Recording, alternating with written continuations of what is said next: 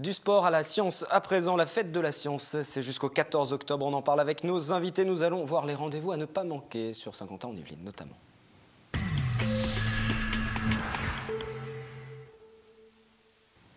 Première fête de la science, 1992, 20 ans plus tard, toujours le même principe, la promouvoir auprès du grand public, exposition, animation, conférences du 10 au 14 octobre partout en France et dans les Yvelines. Bonsoir donc à Danielle Ozer, vous êtes la directrice du LATMOS, vous allez nous dire ce que ça signifie, de l'Observatoire de Versailles-Saint-Quentin en Yvelines, rattaché à l'Université de Versailles-Saint-Quentin en Yvelines. À vos côtés, Flora Touté, vous êtes chargée de l'action culturelle à la Maison de l'Environnement, des Sciences et du Développement durable de Saint-Quentin. Amélie Aubert également. Bonsoir à vous, chargée de communication, d'accueil et de documentation dans cette même Maison de l'Environnement. Et Karine Varaldo, vous êtes coordinatrice d'activité pour les petits débrouillards. Alors déjà, peut-être un mot général pour commencer. Est-ce que cette fête de la science rend service à la science? Est-ce que ça permet véritablement de la vulgariser? Est-ce que c'est accessible pour le grand public? Quand on entend fête de la science, on ne pense pas forcément tout de suite à amener les gens qui n'apprécient pas la science au quotidien, on va dire. Oui, bien sûr. Enfin, en tout cas, c'est notre volonté. On a comme idée de faire connaître les métiers de la science et les résultats de la science. Donc, nous, notre laboratoire Atmosphère, Milieu, Observation Spatiale, et les animations sont proposées par les ingénieurs, par les gens du métier, les ingénieurs et les chercheurs du laboratoire. Et on souhaite vulgariser, amener notamment les jeunes vers la science et éventuellement des études et des métiers scientifiques. Pour la Maison de l'Environnement, pour les petits débrouillards aussi, il y a cette semaine de la science, mais vous intervenez tout au long de l'année sur ces questions de la science, on va le voir aussi. Là, c'est un moment particulier ou c'est juste que vous faites le même programme tout au long de l'année et là, on en parle plus parce que c'est la fête de la science? En fait, la thématique des sciences, effectivement, c'est vraiment le mois d'octobre, puisqu'il y a la fête de la science à l'intérieur, donc du 10 au 14 octobre. Et donc, nous, dans notre volonté, c'est vraiment de l'élargir sur un mois. Donc, un mois de programmation un peu partout sur Saint-Quentin-en-Yvelines. Donc là, c'est tout le mois d'octobre? Tout le mois d'octobre. Voilà, ça s'appelle s'appelle Comprenons les sciences. En fait, on va proposer aux habitants différentes animations, des ateliers, des conférences, pas mal de choses autour des sciences, donc pour tous les habitants, pour tous. On va parler de votre programme, on va parler des actions aussi, des petits débrouillards, mais alors on va s'intéresser à ce LATMOS. Alors vous nous l'avez dit, c'est l'Observatoire, je vous laisse redire les initiales. Alors LATMOS, c'est Laboratoire Atmosphère, Milieu, Observation Spatiale. Donc on s'intéresse aux sciences de la planète en général, la planète Terre, et également aux planètes du système solaire.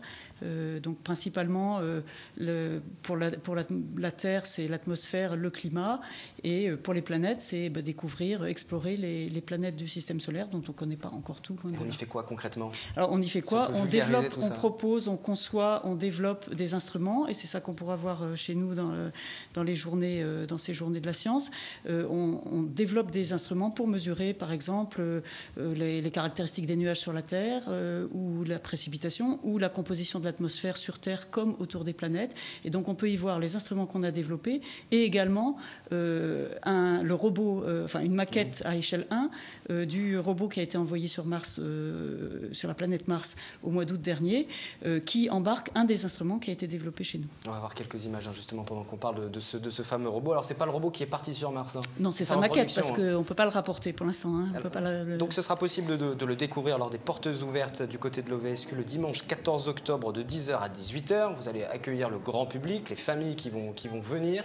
Un rendez-vous qui sera en concurrence avec les autres rendez-vous de la fête de la science. Il y en a plein partout, un peu partout sur le département et sur Saint-Quentin en Yvelines. Là, les images ont été tournées aujourd'hui. Déjà, il y a des enfants, des familles qui ont pu s'y rendre. C'était plus pour les scolaires ou les centres de Oui, alors ces jours-ci, là, c'était plutôt les scolaires. Demain, on a des classes scolaires. Et il y a eu un groupe d'un centre d'animation qui est venu ce matin. Effectivement, c'était sur rendez-vous aujourd'hui et dimanche, c'est ouvert. Ça les passionne, les enfants? Ah oui, ça les passionne. Oui. Et puis, ils voient aussi d'autres démonstrations sur des instruments qu'utilisent les principes optiques ou d'autres principes physico-chimiques pour mesurer, par exemple, la composition de l'atmosphère. Les instruments que vous utilisez, j'ai quelques noms. Vous allez nous dire à quoi ça correspond. Vous travaillez avec PAMPRE également.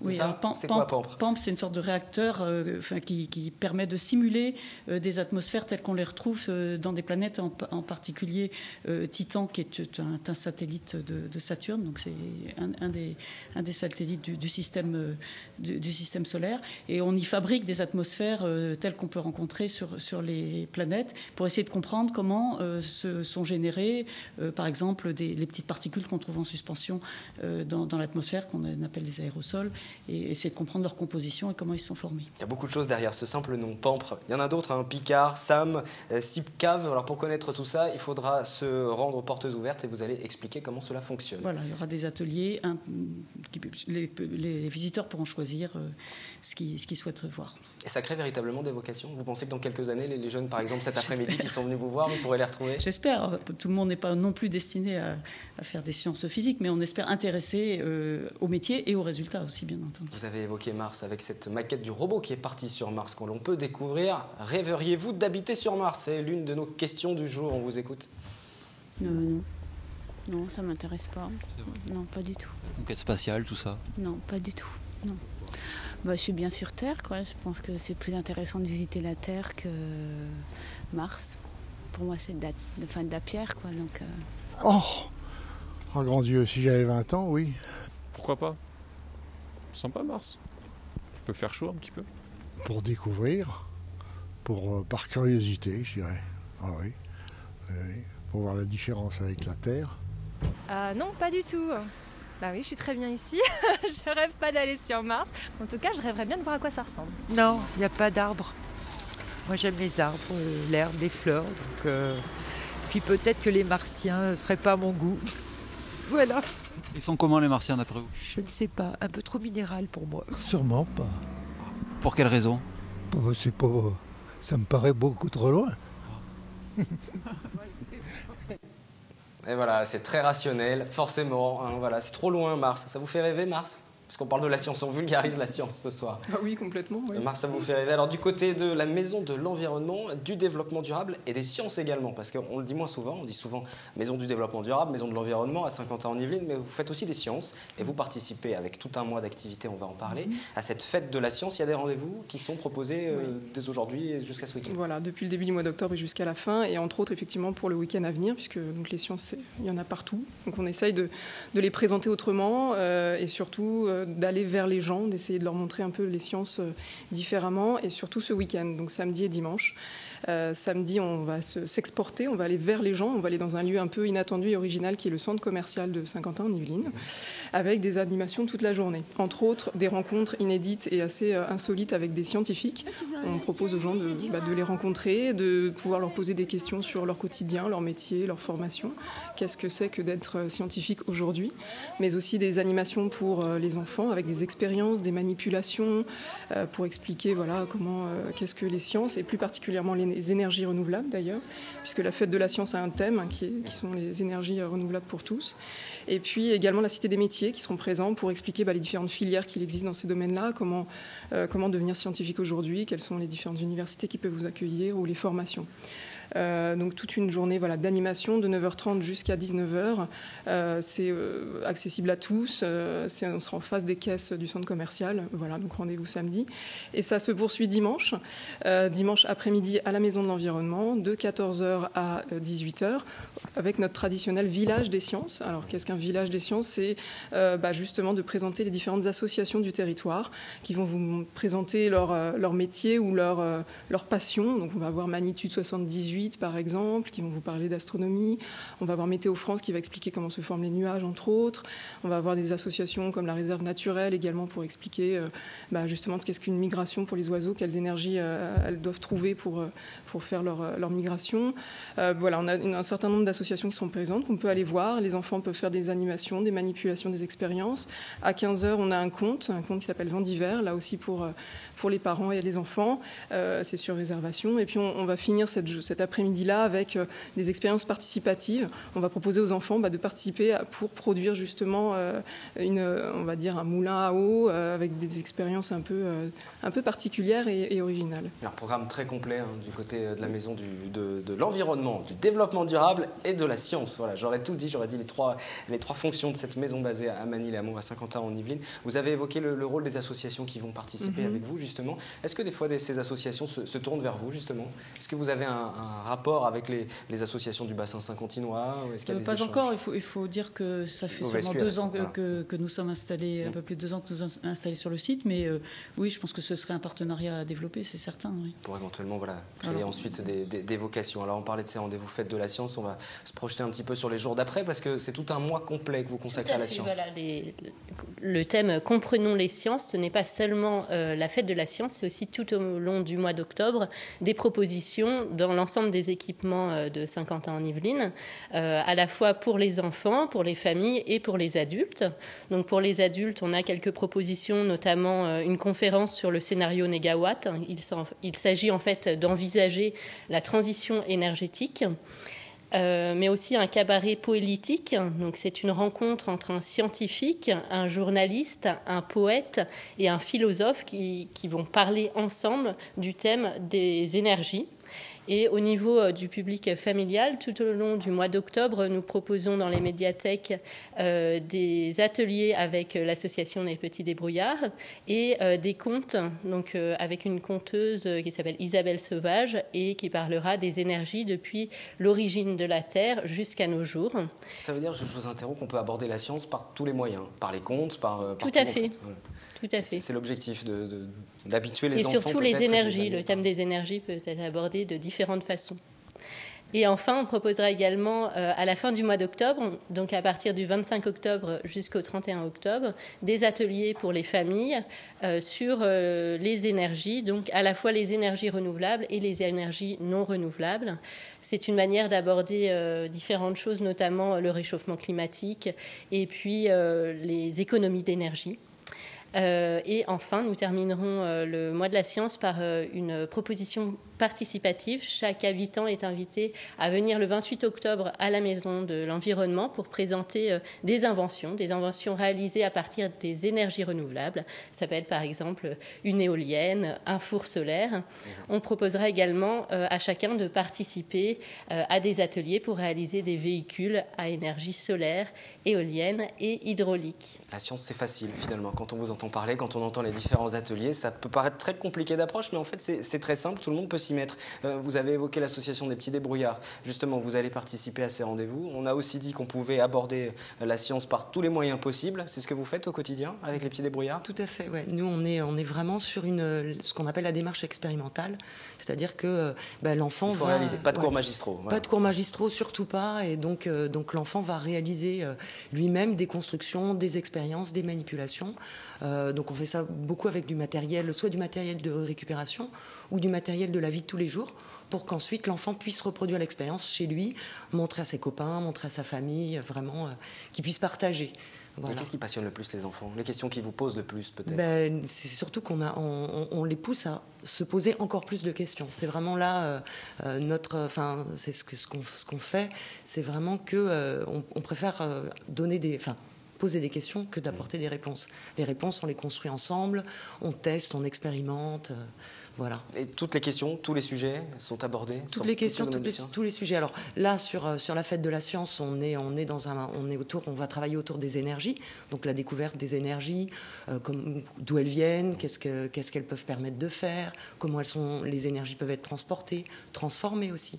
Donc voilà, mais autrement, nous, au Petit Débrouillard, on aborde tous les sujets qui vont de la physique, de l'écologie, et puis aujourd'hui, les sciences humaines. On monte des ateliers autour de l'argent, de l'économie, par exemple.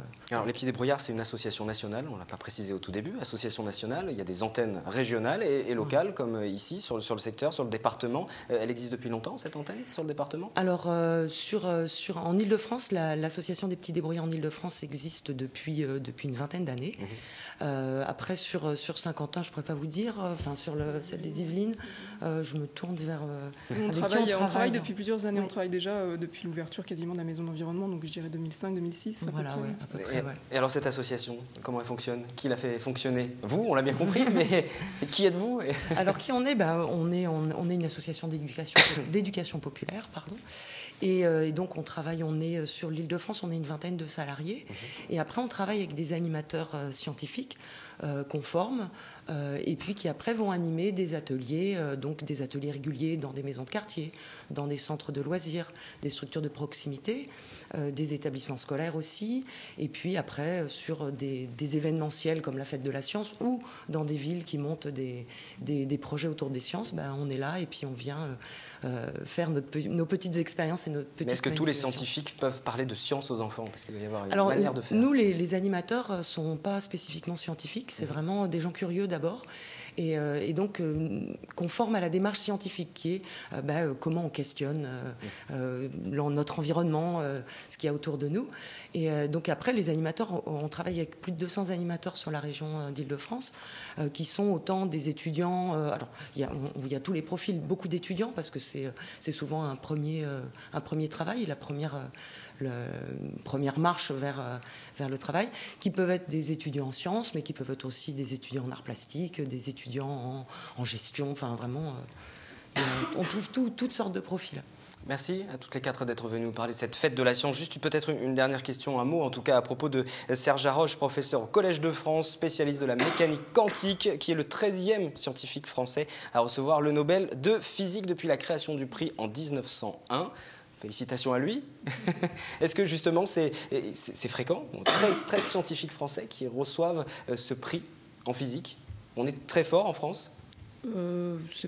Je pense que c'est améliorable encore, hein. On est content, je pense. Mais comment situe la France, par exemple, plus globalement au niveau des sciences? Là, c'est de la physique, mais au niveau des sciences, est-ce que la France est reconnue?